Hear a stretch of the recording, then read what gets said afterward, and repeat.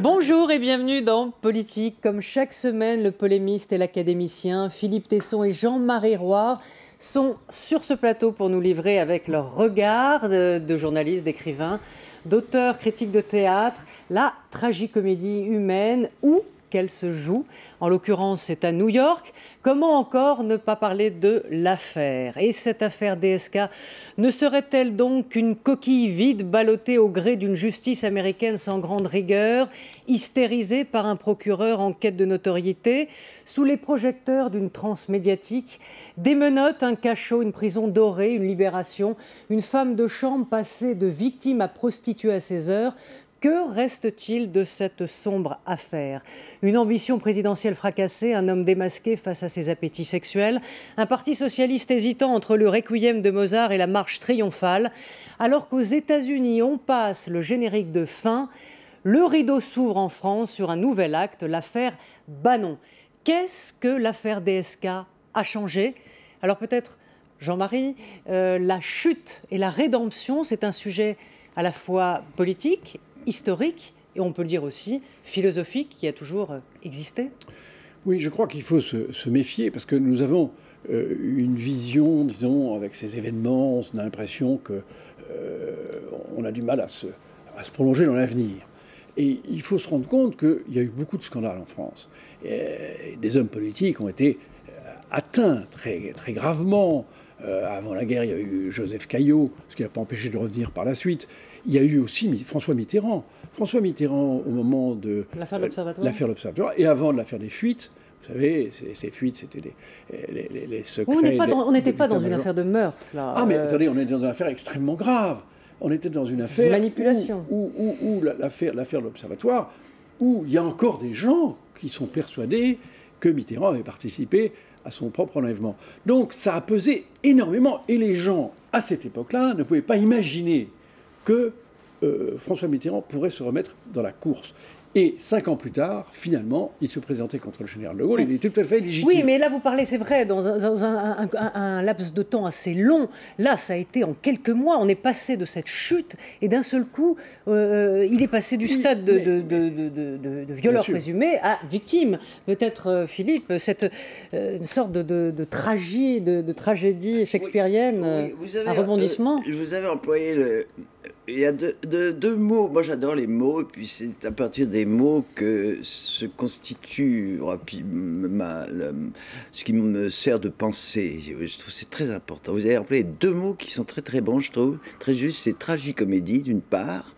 Et d'ailleurs, ce sont deux mots, et masque d'autre part. Ce sont d'ailleurs deux mots empruntés au vocabulaire du théâtre. Et c'est vrai qu'on est tenté, à propos d'une affaire comme celle-là, de se référer au théâtre. D'ailleurs, on l'a fait jusqu'à dire des bêtises du genre la réalité est plus forte que la fiction. On a entendu dire ça. Absolument pas vrai.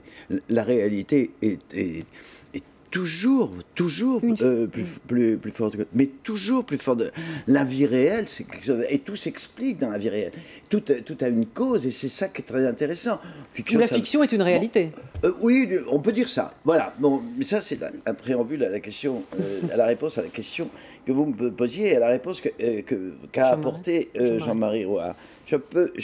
Je résume sa réponse et je la fais mienne en la caricaturant un peu.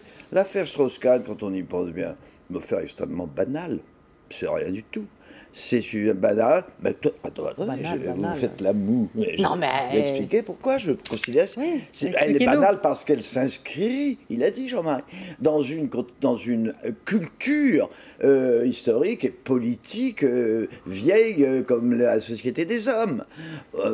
Écoutez, Rome alors, et Rome il y a 2000 ans, et Rome aujourd'hui, par exemple. Oui, prenons que le théâtre italien, la comédie italienne. Bon, écoutez... Alain Duhamel, fait dans l'Ibé, parle des similitudes avec Britannicus, hein, la pièce de Racine. Mais alors, quel honneur Mais quel honneur il n'a pas lu Britannicus. Ou alors, à sa manière habituelle, il arrondit les angles. C'est pas du tout... On est dans le crapoteux. On n'est pas dans la... D'ailleurs, il y a une tragique comédie, on n'est pas dans le drame, on n'est pas dans la tragédie. On est dans le crapoteux, on est dans la boue, dans le marécage, on est dans la nature humaine qui a, vous parliez tout à l'heure de chute et de rédemption, avec une dimension de chute, une dimension de rédemption, une dimension de vice et de laideur et d'obscénité, et puis une dimension de transcendance.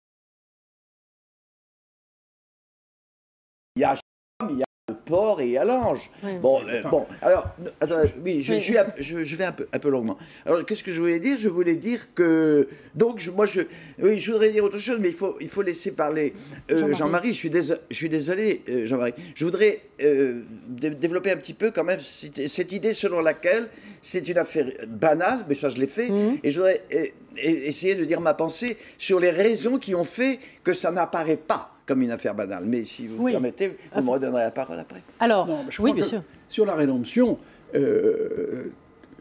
d'abord l'animalité, franchement, si on veut être candidat à la présidentielle, il faut une part d'animalité. On ne va pas demander à des gens formatés, des premiers communiants, de se présenter en politique. C'est quelque chose d'extrêmement dur, c'est quelque chose de violent.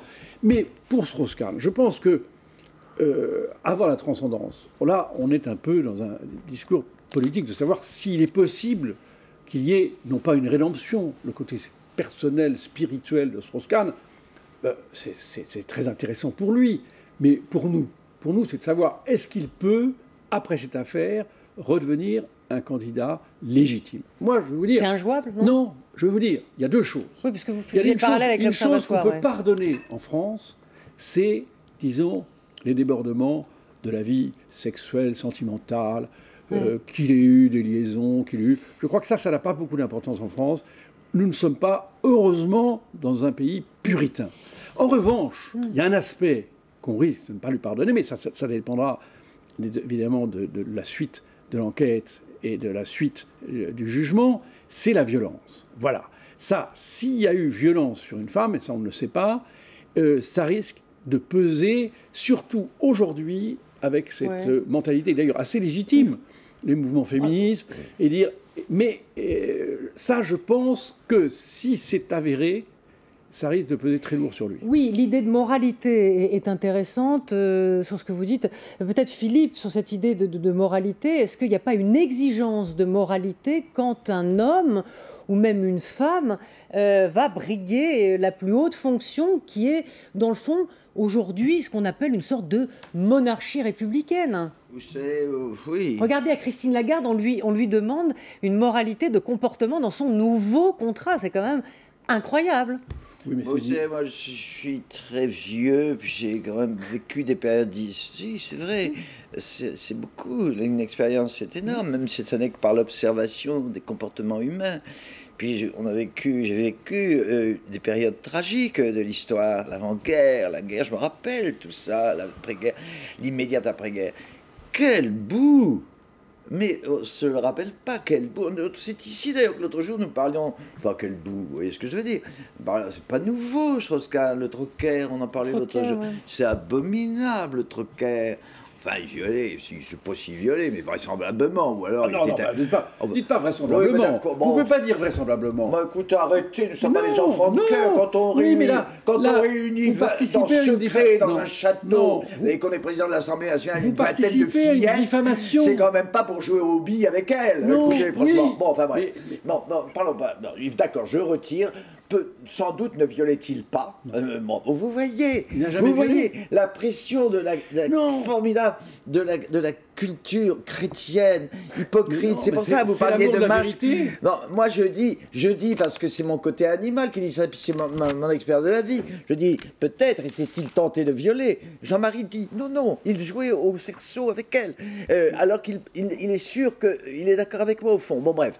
Moi, je vais dire, excusez-moi, je disais, c'est une affaire banale, je le maintiens, dont la personnalité exceptionnelle de l'intéressé et le contexte biographique, voilà, sa femme, la collection de tableaux, l'argent, la télévision, tout ça. Premièrement, c'est la personnalité et le contexte. Deuxièmement, dans le contexte politique, c'est-à-dire l'élection présidentielle, enfin la politique française.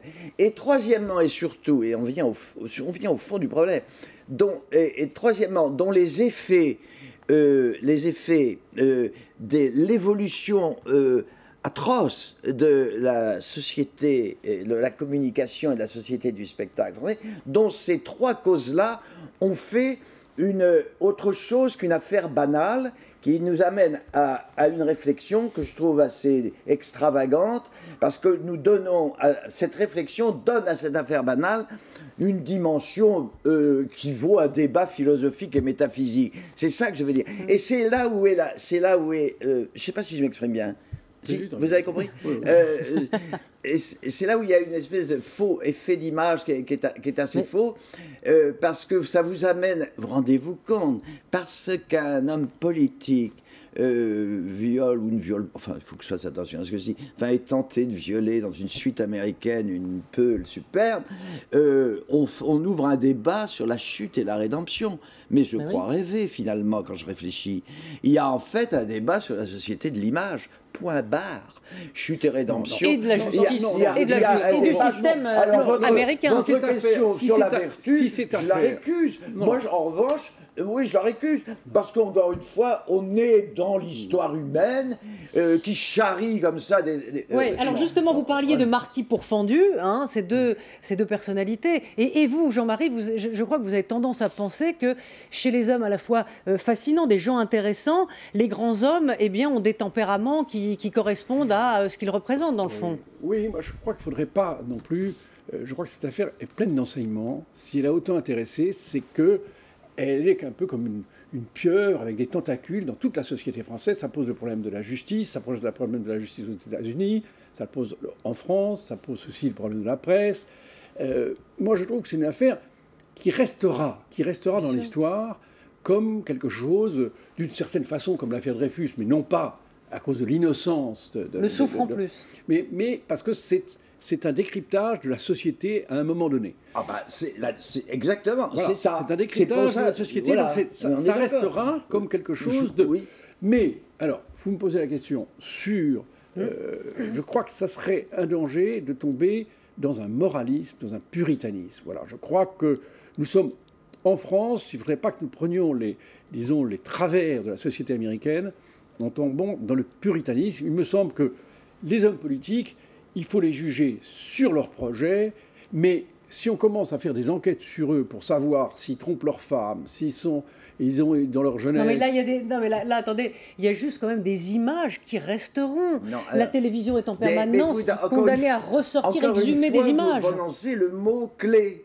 Et finalement, on est d'accord avec Jean-Marie. Ça ne restera pas, contrairement à ce qu'on peut penser, ça n'ajoute rien au long chapelet historique de la dialectique, de la vertu et du vice, de la responsabilité. Non, en revanche, je vous l'avais dit, mais non, Jean-Marie, je peux terminer. Comme expression de notre époque. En revanche, voilà, mais c'est pas la même chose, c'est pas le même débat. Ça reste... Je peux terminer. Ça restera le prétexte à un très bon décryptage de la société française, fondé sur quelque chose de nouveau, la société d'aujourd'hui, sur le pouvoir extraordinaire de l'image, sur le problème fantastique de l'extravagance à laquelle nous mène cette loi de l'offre et de la demande, et réciproquement dans la matière d'information, tout savoir, tout de suite, obsession de la transparence, etc. Voilà, c'est intéressant en cette matière-là. C'est pas intéressant le débat moral que vous posez, ben, vous le faites parce que c'est bien, Mais moi, il ne m'intéresse pas. La vertu et le vice, ça ne m'intéresse pas.